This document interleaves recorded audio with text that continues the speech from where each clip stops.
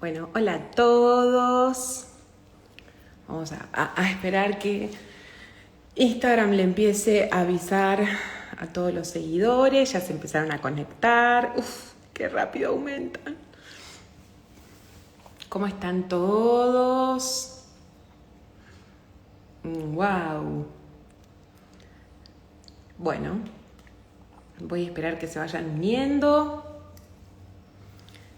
Hola. Ahí ya está del día de hoy.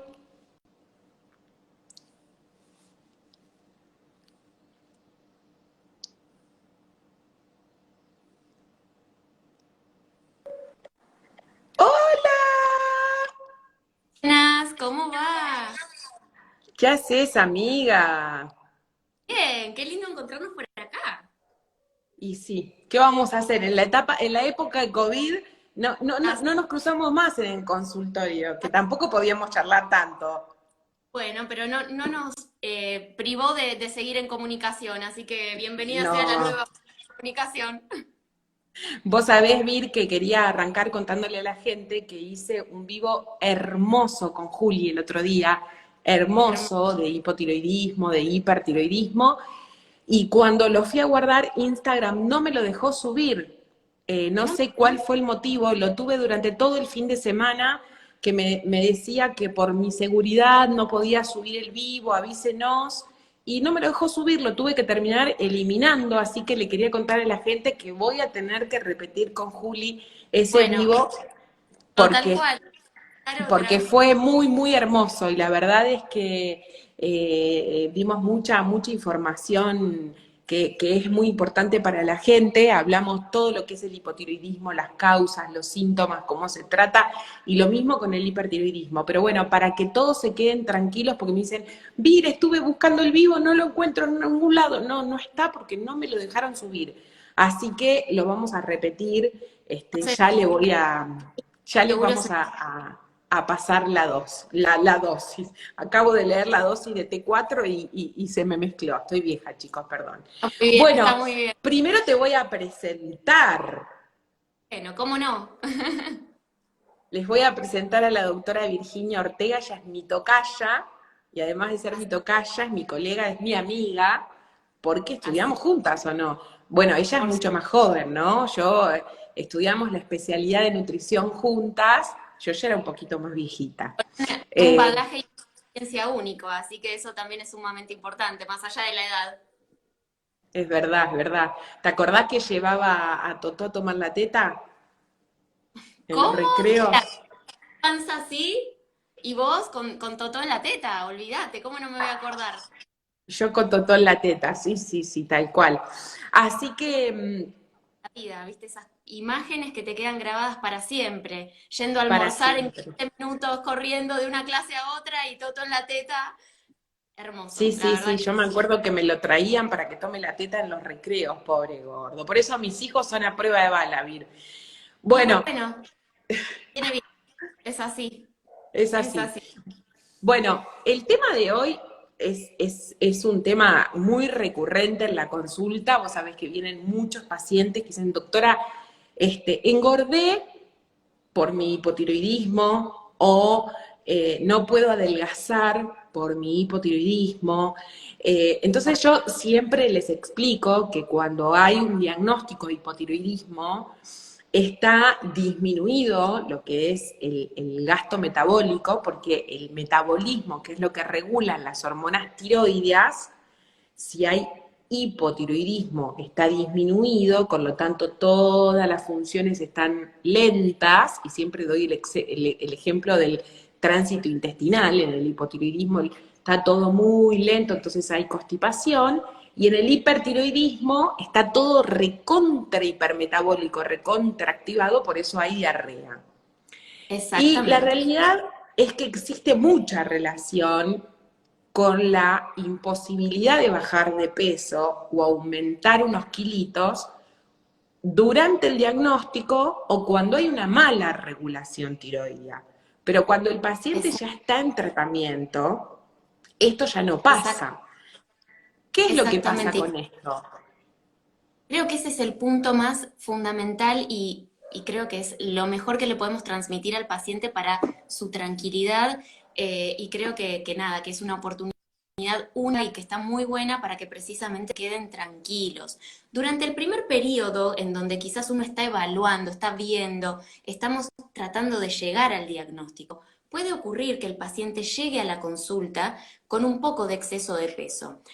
Ahora, es importante que el paciente o quien esté del otro lado escuchando se quede totalmente tranquilo y seguro de que una vez que logramos regular lo que son las hormonas tiroideas, no debería ser esta una de las causas para el exceso de peso. Y acá creo que es sumamente importante que podamos empezar a darle edad también a ese exceso de peso, ¿sí? O sea, no es que es solamente un poquito de grasa que se nos acumuló en tal lugar, ¿sí? La realidad es que el exceso de peso tiene muchas causas. Una de ellas puede ser la disregulación de las hormonas tiroides en el momento del diagnóstico, ¿sí? Pero hay un montón más de causas que pueden llevar al exceso de peso. Entonces, no nos tenemos que olvidar que son, bueno, por supuesto que si estamos hablando de obesidad, estamos hablando ya de una patología, ¿sí? Eso sí, lo podemos charlar, obviamente, pero no me quiero ir mucho del tema. La realidad es que son patologías multicausales. ¿Qué quiere decir que sean multicausales?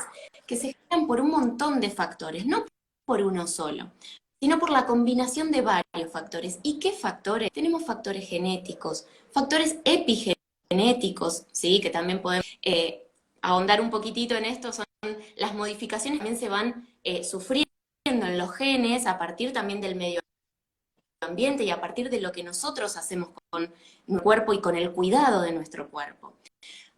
Obviamente que hay causas a nivel ambiental, ¿sí? Cuando hablamos de, se utiliza la palabra de ambioma para tratar de ampliar, ¿no? Lo que es el ambiente. Ambiente hablamos desde el ambiente intrauterino, cuando estamos adentro de la panza de mamá, hasta todo lo que ocurre a nivel social, las redes sociales, lo que nos pasa en la calle cuando vamos a comprar, lo que usamos para vestirnos. Todo eso va generando componentes que pueden predisponer a la ganancia de peso. Ni que hablar de las alteraciones hormonales. Obviamente que hay otros factores que quizás no son tan conocidos, pero que vale la pena empezar a tenerlos en cuenta, como la deprivación del sueño, ¿sí? Las faltas de descanso, de un descanso reparador, que nos permita que todos nuestros ejes endocrinológicos vuelvan a tener sus funciones adecuadamente. ¿Sí? Hay muchas causas. Con lo cual, lo que les queremos tratar de transmitir con este vivo es la plena seguridad y tranquilidad de que sí es cierto que esta desregulación de las hormonas tiroideas, hasta que llegamos al diagnóstico y hasta que logramos tener nuevamente valores adecuados en sangre, puede haber una dificultad en el descenso de peso o incluso ganancia de peso, ¿sí? Pero es importante que ustedes sepan y queden tranquilos que una vez que el endocrinólogo los revisó, les mandó a hacer los análisis, encontró la posible causa del hipotismo, se empieza a tratar y los valores en sangre vuelven dentro del rango de un buen control, ¿sí? Tenemos que estar tranquilos que no va a ser este un impedimento para el descenso de peso, ¿sí? Siempre y cuando se bajar de peso. Por supuesto que lo Es más muy habitual en importante. Mira quién nos está mirando. La doctora Ana ¡Hola, María Rita! Capelletti, nuestra Una maestra. de las genias maestra. Un Es muy placer. importante también, es muy importante también que cuando hablamos de exceso de peso, que por el hipotiroidismo no puedo adelgazar o que aumenté de peso, que esas personas vayan a un médico especialista o un licenciado en nutrición que pueda medir la escala de ese exceso de peso para que ellos puedan saber si lo que tienen es un exceso de grasa corporal. Uy, se me tildó. ¿Seguís ahí, Vir? No sé si la que se tildó fue Vir o soy yo.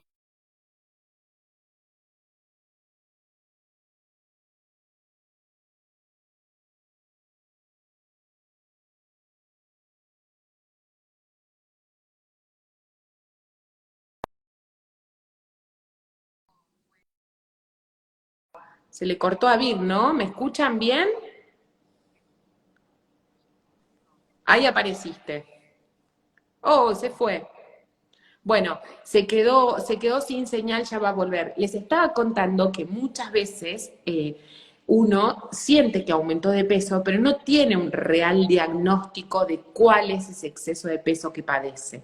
Para eso es importante conocer y tomar algunas medidas, como puede llegar a ser conocer el porcentaje de grasa corporal, que tu médico te calcule el índice de masa corporal, que tiene algunas limitaciones, pero te puede ayudar para saber, según la escala de la OMS, si tenés un sobrepeso o tenés una obesidad. En el caso de que vos tengas un sobrepeso o una obesidad, cuando vos te pones a evaluar la situación, no puede ser una única causa, ¿sí? Entonces es importante entender que si uno tiene, ahí apareció Vir, si uno tiene 20 kilos de exceso de peso o 15 kilos de exceso de peso, ¿sí? O hace 5 años que no puede descender de peso y en esos 5 años los análisis de tiroides vienen dando bien, ustedes no pueden considerar que el culpable de ese exceso de peso es la tiroides. Les estaba contando, Vir, que muchas veces en realidad no tienen un diagnóstico correcto de cuál es el índice de masa corporal, o que por ahí hace Exactamente, eso. 15 años que están con el exceso de peso, o que por ahí son 20 kilos los que tienen encima. Entonces todo eso, acá nos preguntan, ¿puede ser que sea por la menopausia? La menopausia también es una etapa común en la vida de la mujer, en la cual se producen algunas alteraciones hormonales que puede haber más grasa corporal por un montón de motivos, pero no va a ser el agente causal de un caso de sobrepeso o de obesidad, porque como les dijimos, el sobrepeso y la obesidad son un montón de factores que se juntan. Justo acá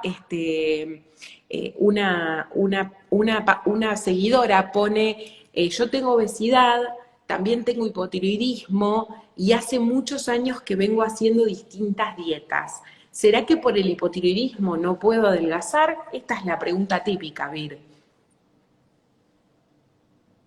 Súplica, y está buenísimo que se las empiecen a plantear y que nos las empiecen a transmitir, así podemos darles una mano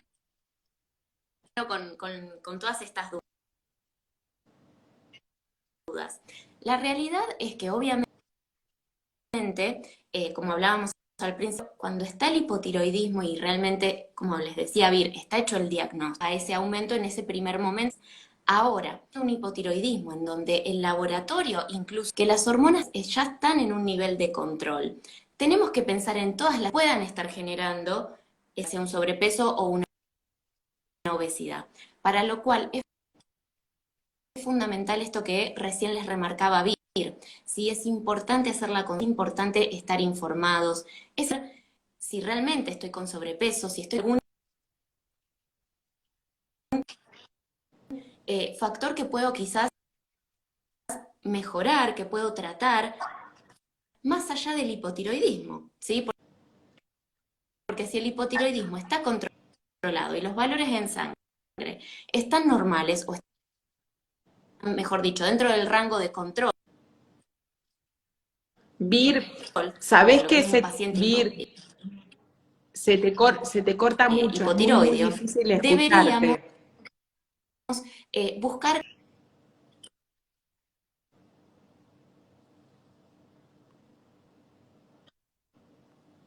Se te corta mucho, Vir, es imposible entenderte lo que estás diciendo. Otra causa que está generando ese exceso Vir, de peso. Vir, no se te escucha nada lo que decís, se te ¿Sí? corta todo. Eh, no se te escuchó mucho porque se te corta todo. Bueno, se fue, ahora va a volver a tratar de entrar. En relación al hipotiroidismo, hicieron un par de preguntas acá, si el hipotiroidismo es para siempre. Eso ustedes tienen que tener en cuenta que hay muchas causas de hipotiroidismo, no hay una única causa de hipotiroidismo. Todos los ejes endocrinos, que, es decir, lo que controla en este caso la tiroides, está controlado por glándulas que están en el cerebro, ¿sí? En el cual está el hipotálamo, está la hipófisis y está la glándula tiroides. Por lo tanto, cuando hay alteraciones de lo que nosotros llamamos el eje, puede llegar a estar en el hipotálamo, en la hipófisis o en la tiroides. Por lo tanto, hay algunos hipotiroidismos, como también hiper, que no dependen únicamente de la glándula, ¿sí? Ahora, cuando el hipotiroidismo es primario, que quiere decir que el problema es en la glándula, desde que tenemos suficiencia de yodo y tenemos la sal de mesa yodada, no tenemos más problemas de déficit de yodo, entonces la principal causa de hipotiroidismo en nuestro medio es la causa autoinmunitaria.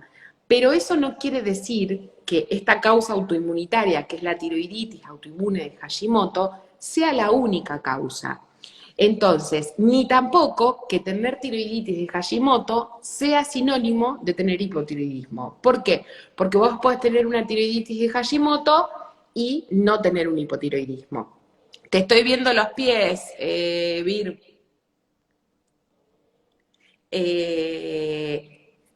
¿Se entiende? O también lo que puede llegar a pasar es que haya un hipotiroidismo de otra causa, un hipotiroidismo de causa viral, por ejemplo, que son transitorios, de causa bacteriana. Hay muchísimas otras causas de hipotiroidismo. Por eso, lo correcto es que tu endocrinólogo te haga un correcto diagnóstico de cuál es la causa de tu hipotiroidismo y tu endocrinólogo te va a decir si es definitivo o puede ser un hipotiroidismo transitorio. Pero no todos los hipotiroidismos que ustedes escuchen por ahí son causa. A ver si apareció mi invitada. Bueno, está medio... No, está medio complejo el tema hoy.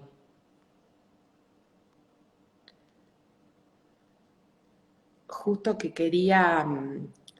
Bueno, no la encuentro como los... No la encuentro.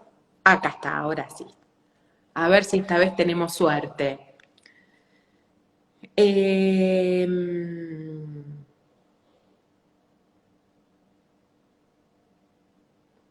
A ver si aparece ahora, que nos quedan un montón de cosas para hablar.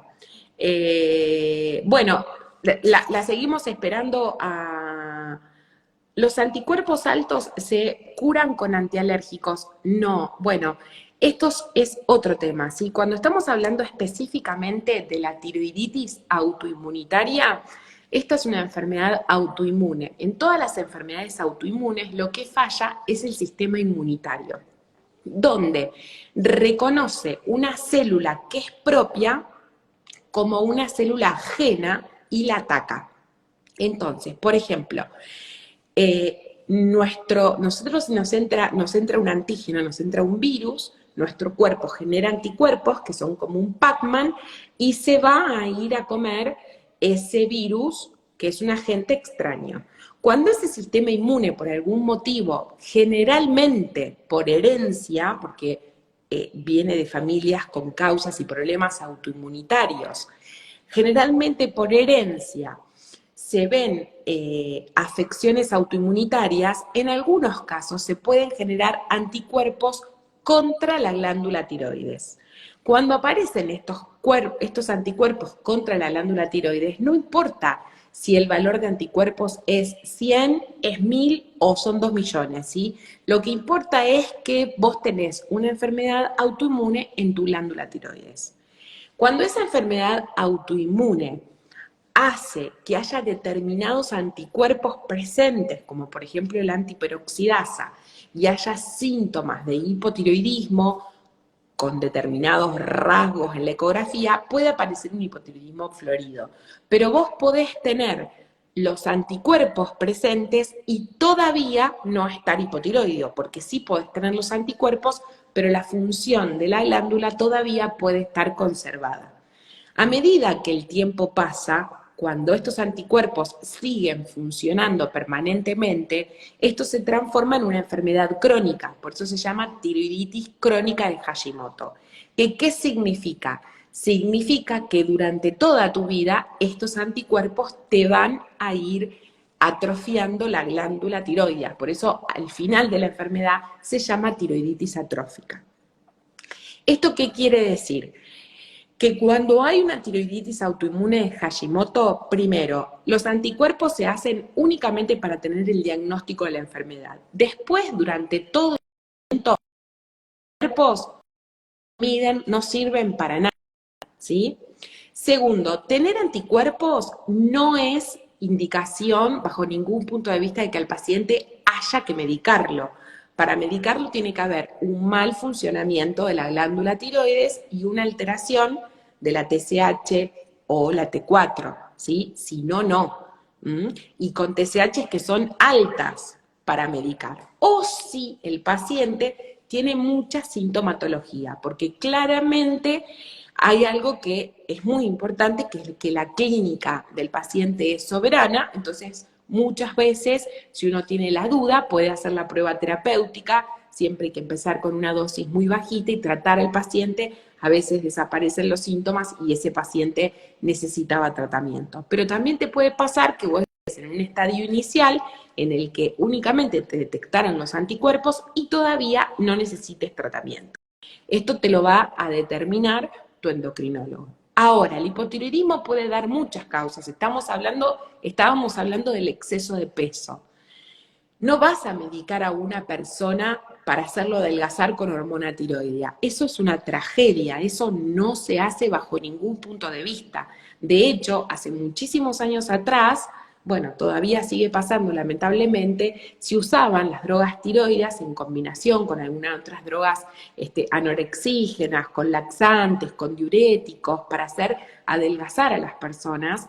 Y cuando vos das hormona tiroidea a una persona que no la necesita, empezás a tener síntomas de hipertiroidismo, ¿sí? Que son las palpitaciones, la sudoración, los nervios, la excitación, el insomnio, ¿sí? O sea que realmente hay que tener mucho, mucho, mucho cuidado para tener... para ver si necesitas o no necesitas tratamiento, ¿sí? Vamos a ver si tengo la suerte de poder invitar, acá está, vamos a invitarla de nuevo, a ver si tranquila enganchó. Bueno, justo acá estoy leyendo que Rocío me pregunta cómo es tener Hashimoto y no tener hipotiroidismo. La TSH en rango normal es de 0,5 a 4,5 o a 5.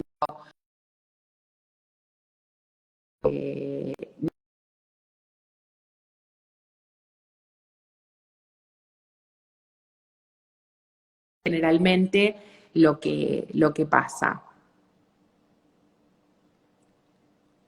Bueno, no la puedo unir a la doctora Ortega, no sé si es este problema que estoy teniendo que... No, la tiroiditis linfocitaria o tiroiditis de Kerbein es otra cosa, ¿sí? Que es, ¡hola, Vir! Estoy, me decía que por tu seguridad no tenían que bloquear, no sé. ¿Viste? Una cosa extraña, pero... Por eso mismo no me dejó.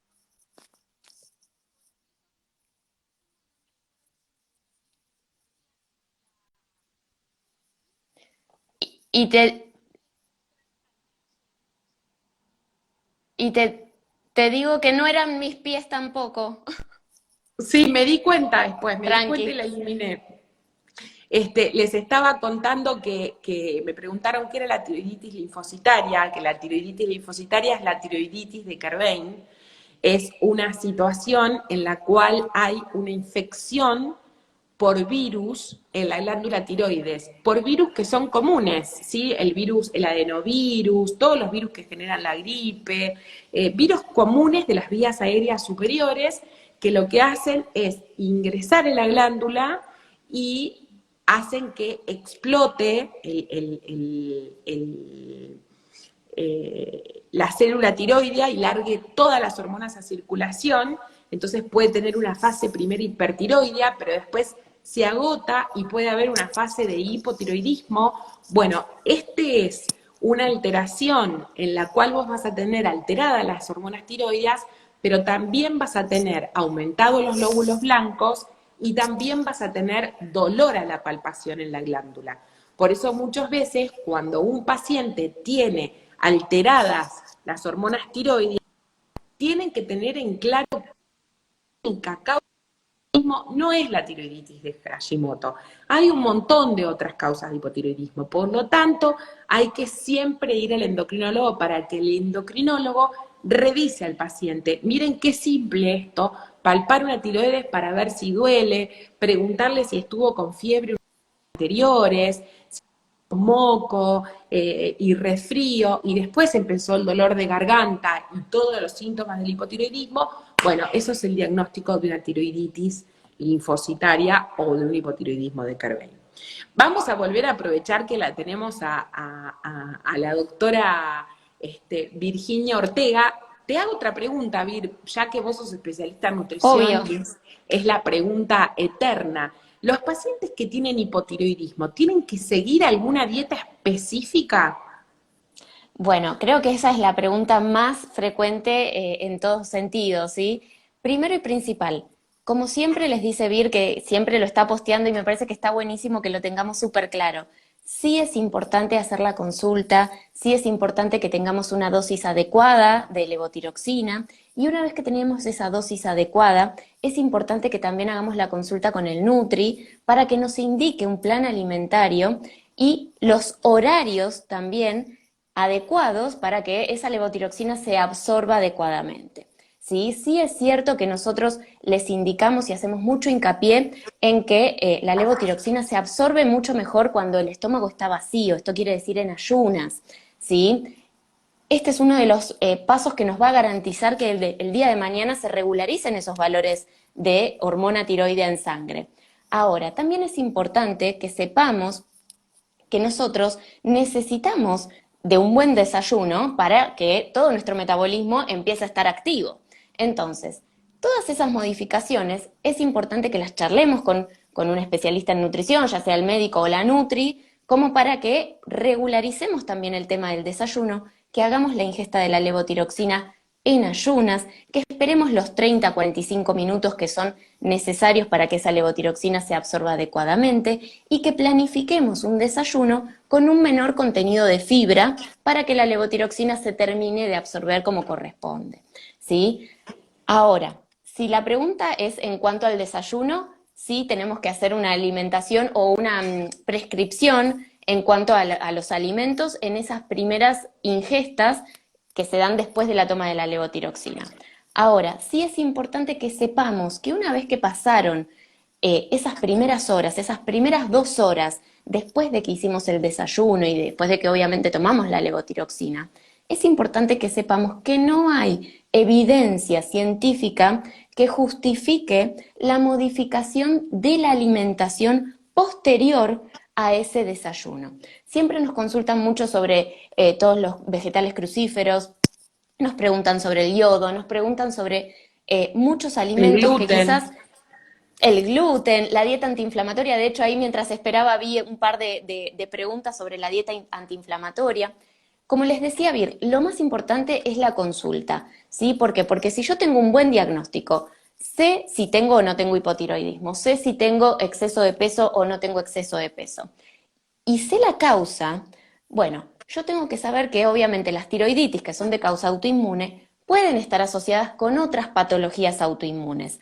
Ahora, esto no quiere decir que una dieta libre de gluten esté estudiado científicamente y comprobado científicamente que disminuya ni la producción de anticuerpos contra la glándula tiroides, ni que modifique los valores de hormona tiroidea en sangre. Por el momento no tenemos evidencia científica que Y respalde. convengamos que ayer estuvimos estudiando. Exactamente, por supuesto, porque esto Porque cambia día uno a no día. dice, es decir, cuando la ciencia es algo totalmente dinámico. ¿Esto qué quiere decir? Que va Exacto, cambiando constantemente.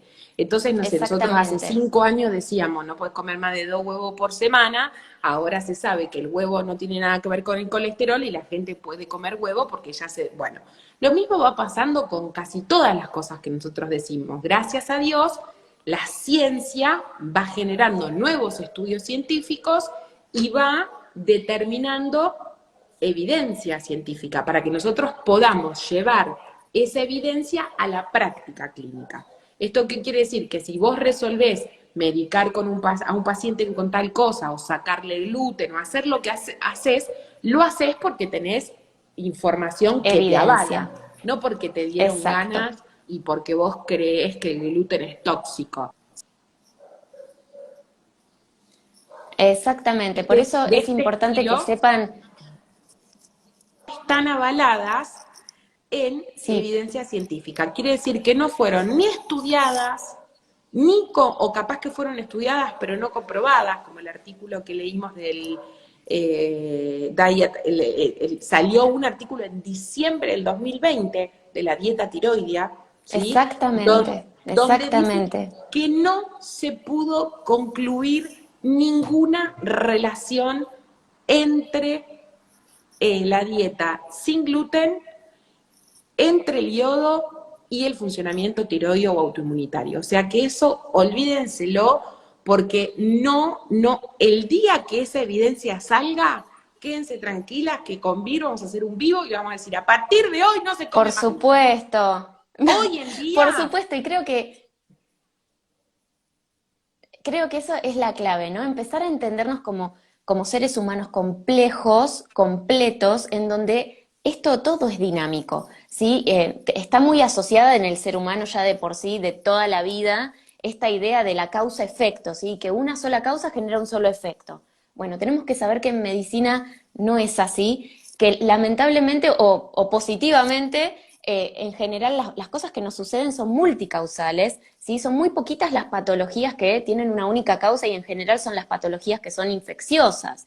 Pero las que no son infecciosas, cuando hablamos de enfermedades crónicas no transmisibles, muy probablemente sean de origen multicausal. ¿Qué quiere decir esto? Que hay muchas causas que pueden llevar a tener esta manifestación, este conjunto de signos y síntomas que hacen a la patología. ¿Sí? Entonces, me parece que ese es el punto clave, que podamos entender la multicausalidad que lleva al exceso de peso y que lleva al hipotiroidismo también. Entonces, no nos quedemos con una sola de todas las cosas que vemos.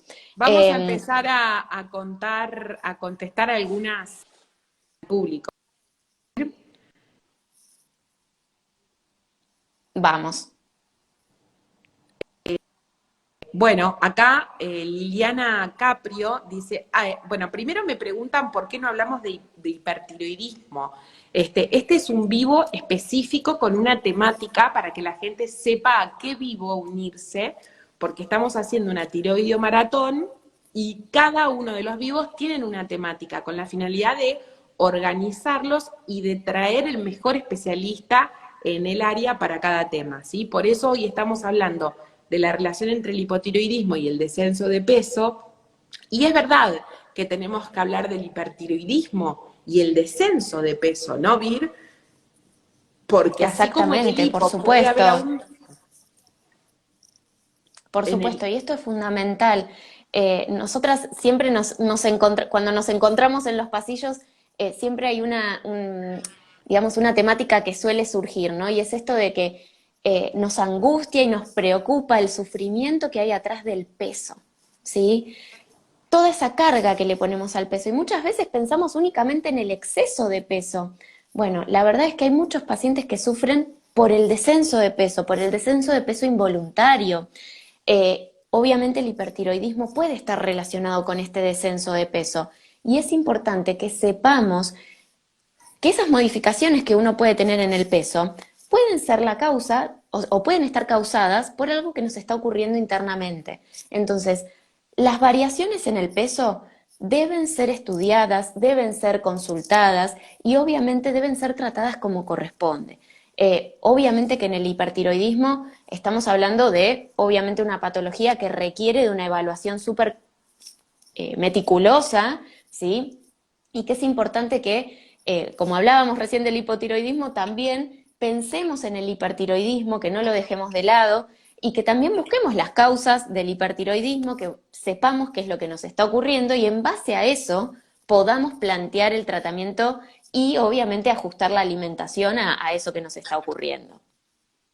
Bueno, acá nos están preguntando mucho si el hipotiroidismo es hereditario. Lo expliqué hace un ratito, que depende del tipo de hipotiroidismo, pero que las enfermedades autoinmunes generalmente tienen una carga genética, pero también te puede pasar que alguna persona de tu familia tenga otra enfermedad autoinmune y vos debutes con un hipotiroidismo. Por ejemplo, hay mucha relación Totalmente. entre la celiaquía y el hipotiroidismo, entre el vitiligo y el hipotiroidismo, ¿sí? O sea que todas estas enfermedades suelen coexistir entre sí. Sí, quédense tranquilas que tenemos un vivo hermoso de cáncer de tiroides que ya va a llegar.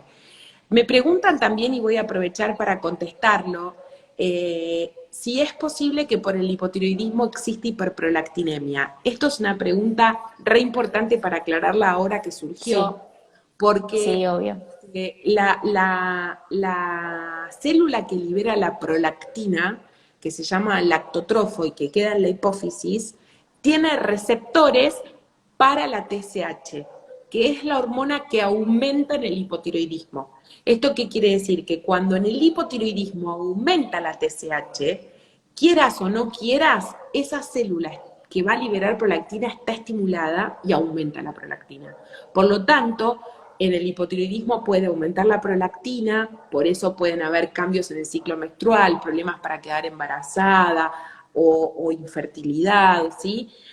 Ahora, también puede, por ejemplo, aumentar el colesterol, pero siempre lo primero que se hace es considerar que eso es un signo del hipotiroidismo, se trata el hipotiroidismo primero y después se reevalúa la hiperprolactinemia.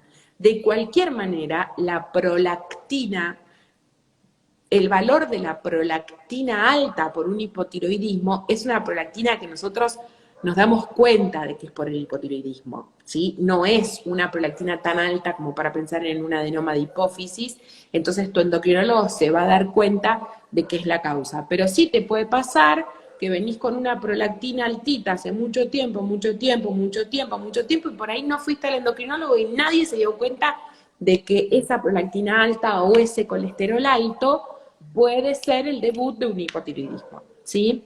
Nos están preguntando si se puede tomar la levotiroxina 2 horas después de cenar. Esto es un error común. Súper, súper frecuente, así que está bueno que lo pregunten para que lo podamos aclarar, ¿sí? Que sean ayunas quiere decir que necesita que el estómago esté vacío, que el estómago, o sea, que los alimentos hayan pasado por el estómago y ya no estén en el estómago precisamente, ¿sí? Así que siempre les recomendamos que tengan por lo menos 6 horas desde la última ingesta para tomar la levotiroxina. Ahora, si yo en el medio de la noche me desperté porque hubo un ruido, porque suelo despertarme a esa hora para ir al baño a hacer pis, o lo que sea que haya sido por lo cual me desperté, y la quiero tomar y ya pasaron 6 horas desde mi última ingesta a la noche, tranquilamente lo puedo hacer y me voy ganando quizás ese tiempito de ayuno que después necesito para poder desayunar, Exacto. que es lo que a veces, muchas veces Yo les, yo dificulta. les enseño a, yo les enseño a mis pacientes que no provoquen el microdespertar, porque no está No, por bueno, supuesto, no está pero que bueno, por eso, sí si se tengan la despiertan. pastillita, que sí tengan la pastillita, nunca fuera del blister. Acuérdense que la levotiroxina no se puede sacar del blister porque se inactiva, ¿sí? Fundamental esto también, esto es fundamental. Fundamental, ¿no? Y que no solo no se puede sacar del, sino que si no son comprimidos granulados no se pueden partir, no lo guarden en pastilleros, ¿sí? Así que tengan mucho, mucho, mucho cuidado con esto. Y siempre es mucho mejor que vayan a un médico especialista, que vayan al endocrinólogo, porque lo que pasa es que muchas veces el ginecólogo es el médico principal de la mujer, o el médico clínico, y la realidad es que la endocrinología es una ciencia que el protocolo cambia constantemente a partir de que este TSH se trata, todo cambia mucho. Por lo tanto, si estás en manos de un especialista, siempre es mucho mejor. El trabajo en equipo con colegas que están actualizados siempre es mucho más enriquecedor. Y ni hablar para el Por paciente, ¿sí? supuesto.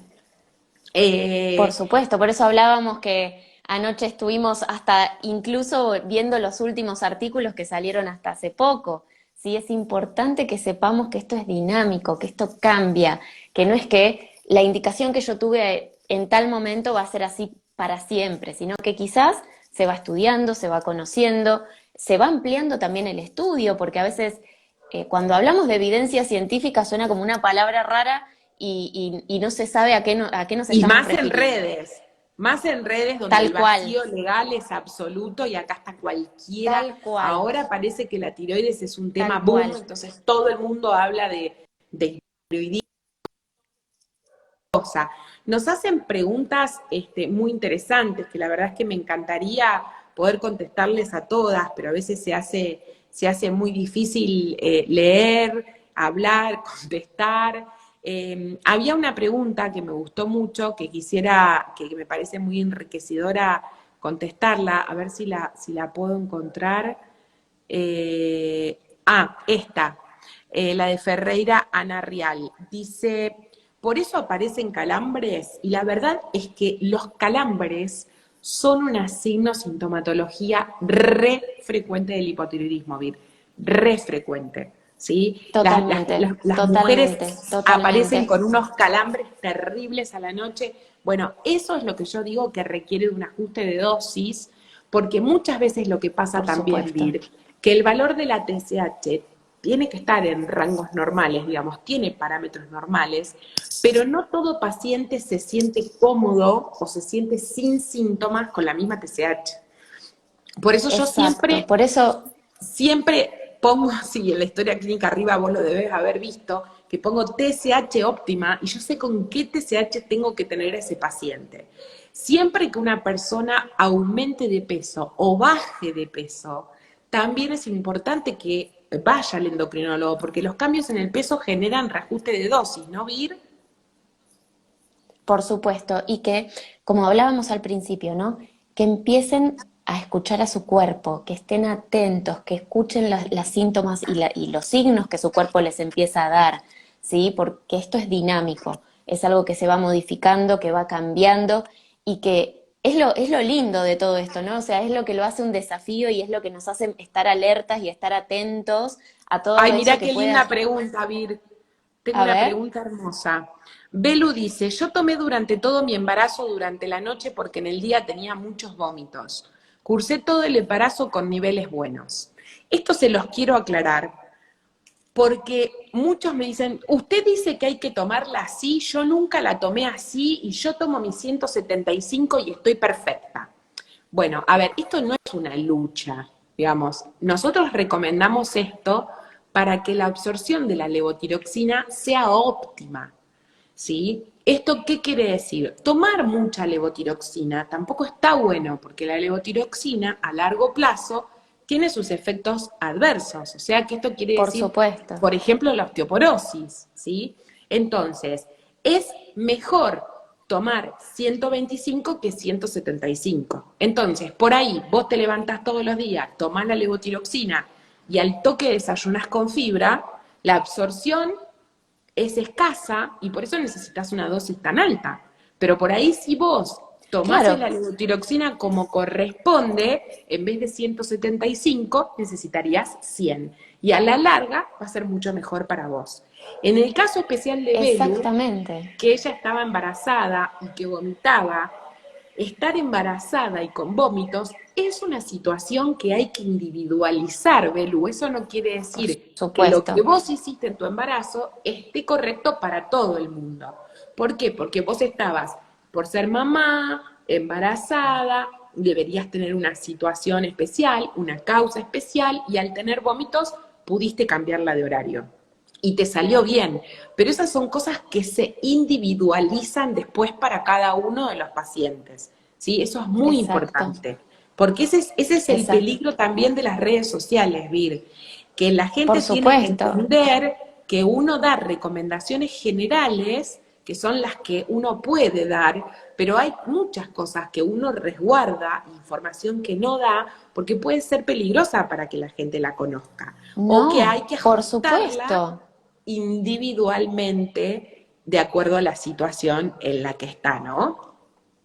Exactamente, Eh, por eso es tan importante que hagan esta relación médico-paciente, ¿no? Y que se sientan cómodos, que se sientan tranquilos, contenidos por su propio médico, sí, que le puedan transmitir, me siento bien, me siento mal, estoy teniendo tal síntoma, ahora estoy mejor, me estoy acomodando a esta nueva situación. Entonces eso hace que todo funcione mejor. Por Mira, eso siempre la indicación es, me da mucha risa. Ale Fasulino acá nos dice, yo saco del blister antes de dormir. La saco del blister antes de dormir, lo hice siempre. Bueno, Ale, vamos a tener un vivo con una farmacéutica que va a explicar toda la acción de la levotiroxina, ¿sí?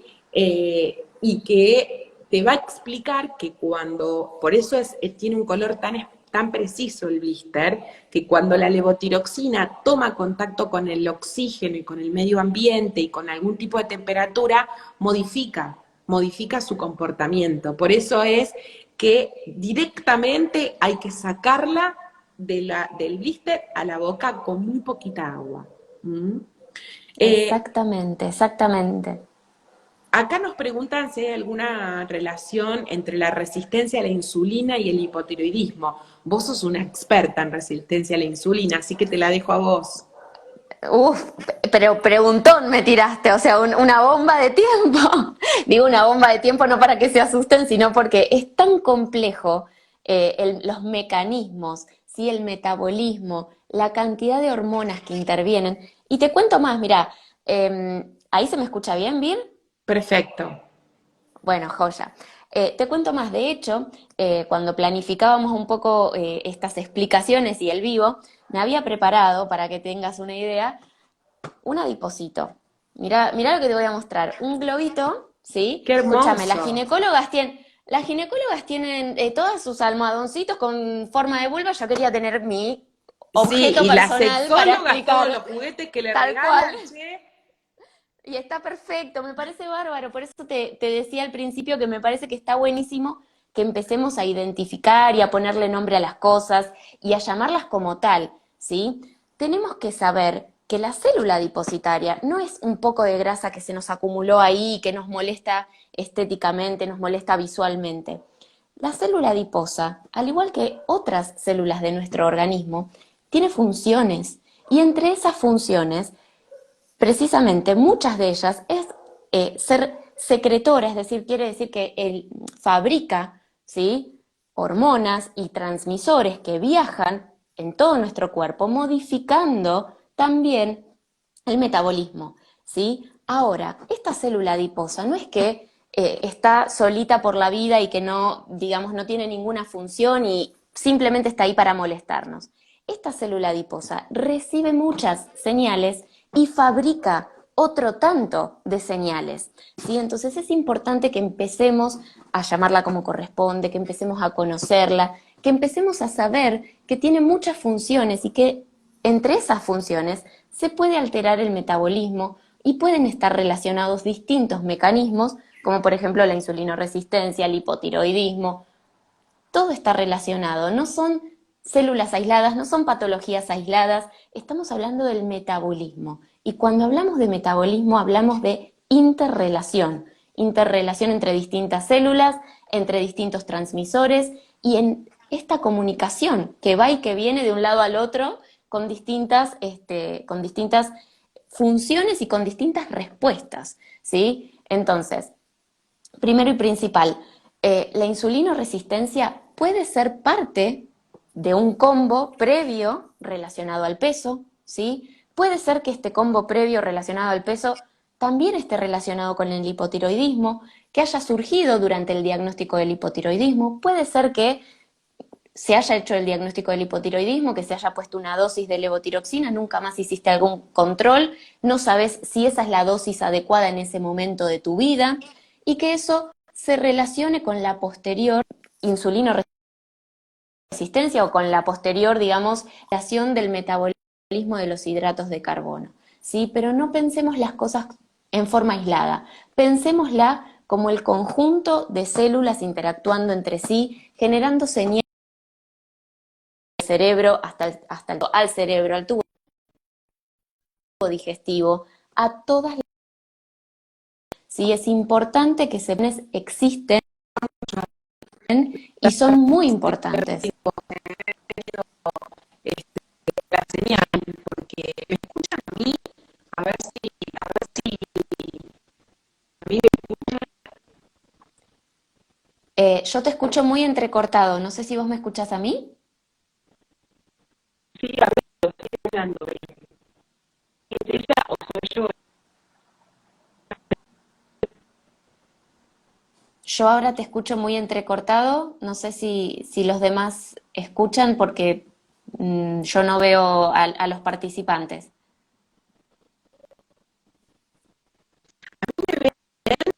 Me pueden decir si parece que a mí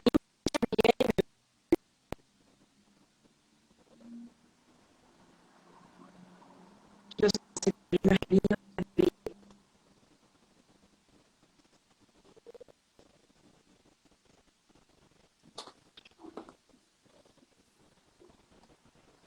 ¿Me escuchan?